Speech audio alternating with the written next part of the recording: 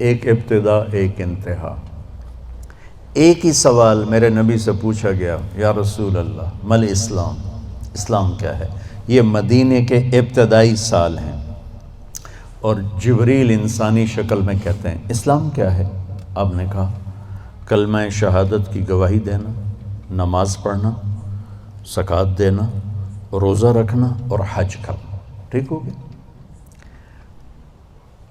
یہی سوال بعینہ آخری حج پر جب اسلام مکمل ہو چکا ہے، عمرو بن ابسہ پوچھتے ہیں یا رسول اللہ اسلام کیا ہے؟ تو پہلا جواب دوبارہ دہراتا ہوں، کلمہ شہادت، کلمہ توحید کی گواہی دینا، نماز پڑھنا، زکوٰۃ دینا، روزہ رکھنا، حج کرنا۔ ایک ہی سوال ہے، وہی سوال ہے، سوال کرنے والا ایک اور آدمی ہے، اور ٹائم آگے جا چکا ہے۔ اب جواب کیا آیا؟